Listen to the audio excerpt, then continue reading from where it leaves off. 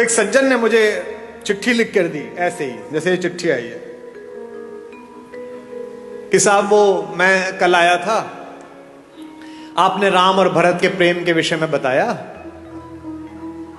और मेरे सगे भाई साहब जो है वह हिम्मतनगर गुजरात में रहते हैं और मेरा उनसे 25-30 साल से संपत्ति विवाद चल रहा है।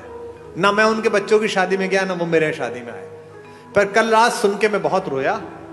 अब कल जब आपका कार्यक्रम समाप्त हो जाएगा तो मैंने दोनों बेटों को बहुओं को लेकर मैं जा रहा हूं हिम्मतनगर और संपत्ति के और अदालत के सारे कागज लेकर उनके चरणों में रख दूंगा और कह दूंगा भैया जो आप जाने करिए, बस मुझे माफ कर दीजिए, मुझे चरणों में स्थान दीजिए। मुझे लगता है कि यही आपका पारिश्रमिक है, यही आपका प्रतिफल है।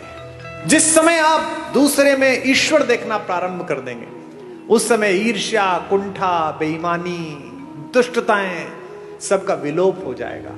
और ये पृथ्वी इसीलिए बची हुई है अभी तक भी कि इसमें अच्छे लोगों का प्रतिशत ज्यादा है, बुरे लोगों का प्रतिशत कम है।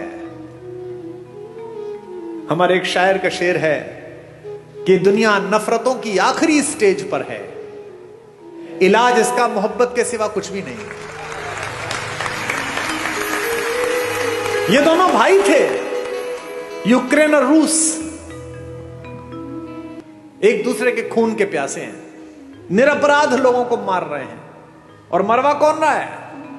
वो बाहर बैठा हुआ एक आदमी, वो यूक्रेन से कह रहा चिंता मत करना, हथियार कितने में मिलेंगे तू जारी रख। ऐसे बहुत लोग मिलेंगे आपके परिवार में बाहर खड़े हुए जो आपके बच्चों को, आपकी बेटियों को, आपके बेटों को आपको सिखाएंगे कि घर में लड़ाई है, जारी रख, मैं तेरे साथ खड़ा हूं। वो अपने साथ खड़े, आपके साथ नहीं खड़े हुए। जो भी व्यक्ति ऐसी बात करता मिले कि चिंता मत करना, मैं तेरे साथ खड़ा हूं, अपने भाई के खिलाफ हो जा, बहन के खिलाफ हो जा, मां के खिलाफ हो जा, समझना कि वो आपके साथ नहीं खड़ा है। क्योंकि जो आपके साथ खड़ा है वो कह रहा है कोई बात नहीं, थोड़ा नुकसान फायदा चलता रहता है। राम से सब छिना लेकिन सब मिला। इसीलिए मैं बार बार अपने सत्र में एक बात कहता हूं, महत्वाकांक्षा खूब रखिए, लालच शून्य रखिए। ये जो आपके पास है इसे जब तक पर्याप्त मानते रहोगे तब तक खुश रहोगे। जिस दिन दूसरे के पास जो है उसको प्राप्त करने की कोशिश करोगे उस दिन कष्ट में आ जाओगे। टेलीविजन पर क्या विज्ञापन आ रहा है? ये दो भाई बहन बैठे हैं, ये एक मामा जी बैठे, एक माता बैठी है। इनमें प्रेम की क्या कमी है भैया? 2 शताब्दी से ज्यादा का प्रेम है दोनों का एक दूसरे से, भैया बहन का। हमको क्या सिखाया जा रहा है? रक्षाबंधन से 5 दिन पहले एक डायमंड की कंपनी आती है, वो कहती है इस रक्षाबंधन बहन को ये हीरा दे दो।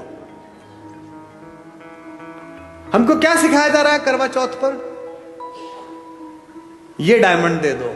यहां तक कि घर में हम कौन सा कुकर खरीदे इस पर भी प्रेम। जो बीवी से करे प्यार वो इस फला कुकर से कैसे करे इनकार?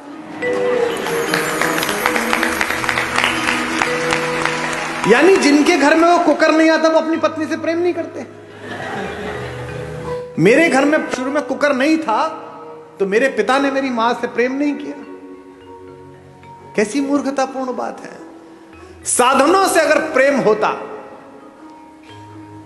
अगर साधन प्रेम का प्रतीक होते तो राम पिछड़ जाते, रावण जीत जाता। मुझसे लोग कहते हैं आगरे में एक सफेद रंग की बिल्डिंग दिखाकर के ये प्रेम का प्रतीक है। इसे प्रेम का प्रतीक बताते हो? ये प्रेम का प्रतीक है? अरे प्रेम का सबसे बड़ा प्रतीक तो समुद्र के नीचे इकट्ठे हुए वो पत्थर है जिन पर मेरा राम चल कर गया।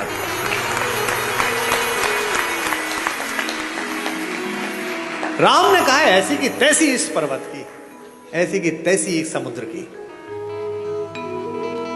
अगर मेरी प्रेमिका, मेरी पत्नी के बीच में कोई आया है तो 7 समंदर पार छुपाओ, उसके घर में जाके मारूंगा।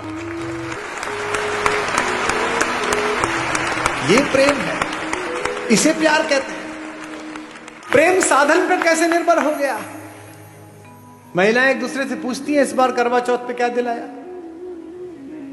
इस बार एनिवर्सरी पे क्या दिलाया। नहीं, उपहार देने चाहिए, लेने चाहिए, अच्छी बात है, पर इससे प्रेम कैसे जस्टिफाई हो रहा है? कोई ज्योतिषी बता सकता है कि इस वाली शादी में इतने कैरेट का हीरा दे दो, इसके बाद तलाक नहीं होगा? बता सकता है? नहीं बता सकता। लेकिन अगर माओ ने बेटियों में संस्कार डाले हों कि जिस घर जा रही हो उस घर में जो मां है वो भी मां ही है, अगर पिताओं ने पुत्रों में संस्कार डाले हों कि जिसकी बेटी इस घर में आ रही है उसका उतना ही अधिकार है जितना तेरा इस घर पर अधिकार है, तो हीरे की जरूरत ही नहीं है, घर ही अयोध्या बन जाएगा।